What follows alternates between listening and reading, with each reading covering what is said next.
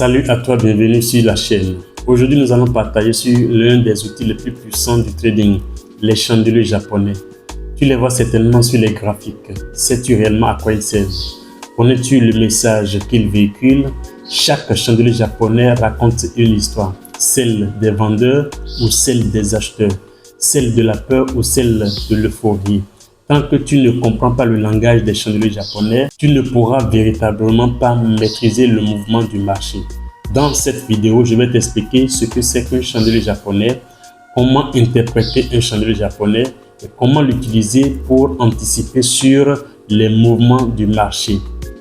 Alors, reste jusqu'à la fin pour ne pas manquer ce partage. Abonne-toi si tu n'es pas encore abonné. Active la cloche de notification pour ne pas rater les prochains partages. Partage cette vidéo pour faire vivre ce moment à d'autres personnes qui ont besoin de ces informations pour maîtriser les mouvements du marché.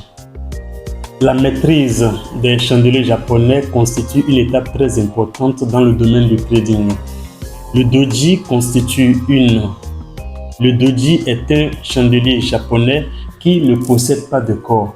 L'apparition de ce chandelier japonais sur les graphiques signifie qu'il y a une décision entre les acheteurs et les vendeurs. Ce chandelier japonais peut apparaître à la fin d'une tendance haussière comme à la fin d'une tendance baissière, c'est-à-dire en haut du marché ou en bas du marché. Lorsque le doji apparaît en haut du marché, cela peut être un signal important de retournement. Et lorsque le doji apparaît en bas du marché, c'est-à-dire à la fin d'une tendance baissière, cela peut être un signal de retournement à la hausse. La force de retournement qu'annonce le doji dépend de la mèche de ce chandelier. Lorsque la mèche de doji est courte, cela signifie que le signal de retournement n'est pas très important. Mais lorsque la mèche de doji est longue, cela signifie que le signal de retournement est très puissant.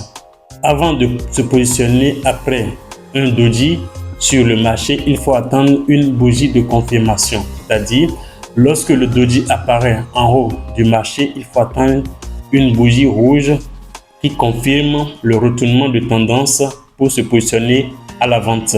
Lorsque le doji apparaît à la fin d'une tendance baissière, il faut attendre la confirmation par une bougie verte avant de se positionner pour un achat. L'autre chandelier japonais dont nous allons parler est le marteau. Le marteau est un chandelier japonais qui est constitué d'un petit corps carré et d'une mèche qui fait 2 fois au moins la taille de son corps. Le marteau peut posséder un corps rouge ou un corps vert. Le marteau apparaît uniquement sur le graphique en tendance baissière. Le marteau apparaît en bas du marché. Et lorsque le marteau fait son apparition, cela peut être un signal de retournement. Toujours est-il qu'il faut attendre une bougie de confirmation pour pouvoir se positionner à l'achat lorsque nous avons un marteau qui apparaît sur le marché. Plus la mèche de marteau est longue, plus le signal de retournement est important. Le pendu est le prochain chandelier japonais dont nous allons parler sur cette chaîne. Le pendu possède les mêmes caractéristiques que le marteau, c'est-à-dire un petit corps carré avec une mèche qui fait au moins 2 fois la taille de son petit corps carré.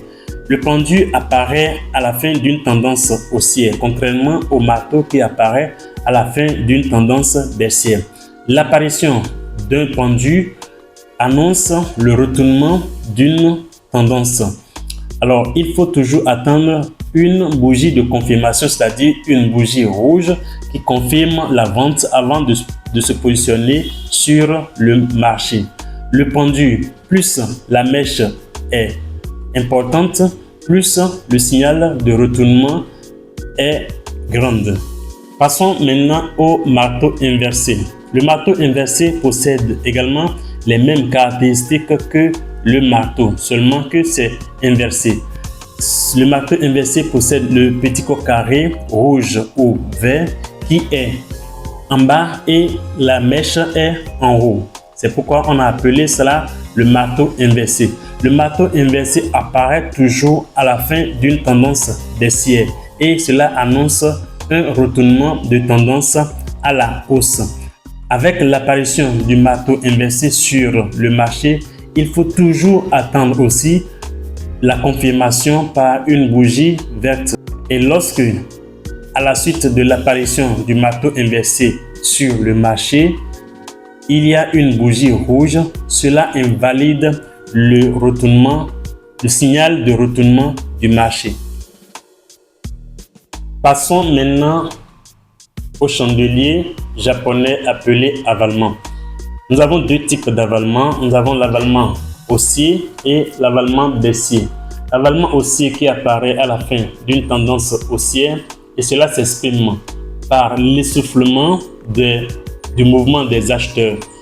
Et grâce à cet essoufflement, il y a maintenant les vendeurs qui s'expriment et cela se traduit par une longue bougie qui vient englober le mouvement des acheteurs.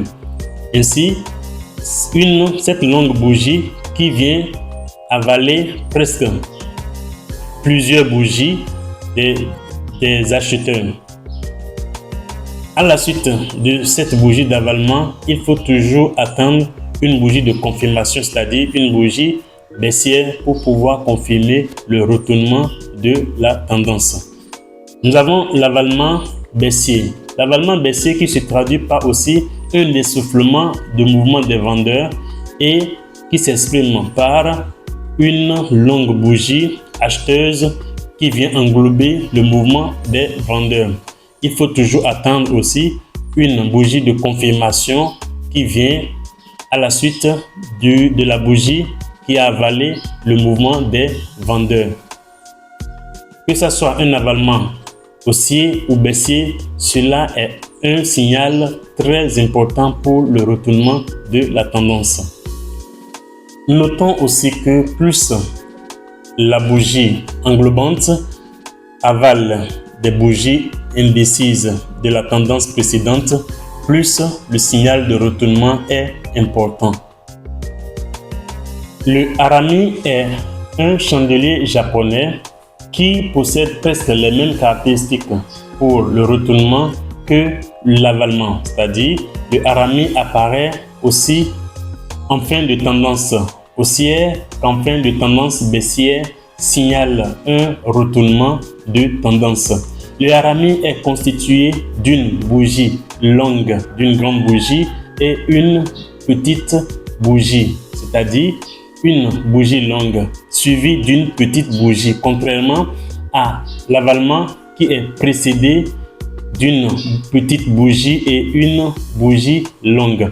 Le harami permet de signaler un retournement de tendance et pour que le signal de harami soit correct, il faut attendre deux bougies de confirmation avant de prendre position à l'achat ou à la vente.